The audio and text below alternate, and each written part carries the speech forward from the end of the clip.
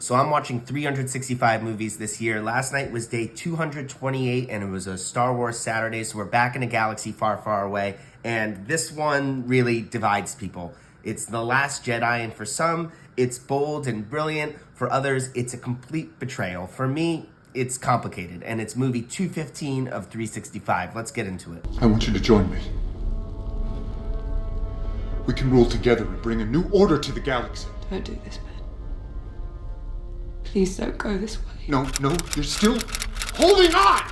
So the Resistance is on the run in this one. Kylo Ren is grappling with his demons. Rey is trying to convince a very grumpy Luke Skywalker to come out of retirement. The story swings between hope and despair, but at its heart, it's really about failure. As both the Resistance fails and there's all this failure in this movie, but it's more about what we learn from it and how we keep moving forward. And I think that's kind of, it's rich, considering a lot of people thought of this film as a failure. Rian Johnson definitely put his stamp on the Saga. He wrote and directed this movie, and he took a lot of big swings.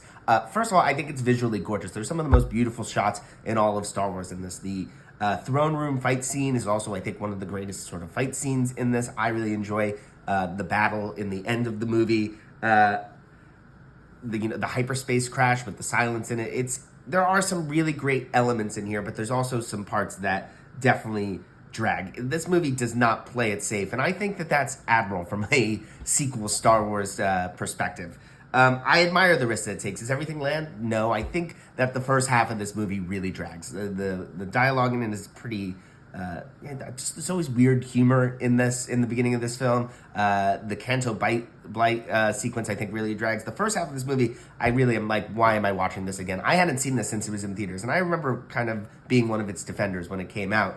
But the second half of this film really rocks along. I really love Rey and Kylo's dynamic. Like I said, I really love that fight scene, and I really like the ending on it, and I like where Luke ends up. I know that Mark Hamill had some trouble with this version of Luke Skywalker. I think he called it like Fred Skywalker or someone because he couldn't relate to the character. But by the time that it all wraps up with the big sort of reveal for Luke Skywalker in the end, I think it really lands. So it's middle of the road, I think, in terms of, where it falls in the ranking. Maybe I'll do that later on after we watch the last one. But I definitely, I think I enjoy this one than the louder sort of anti-Last Jedi contingent out there. But I'm sure I'll spark a debate in the comments. So go ahead, put what you thought about the movie down there, and I'll see you for movie 216.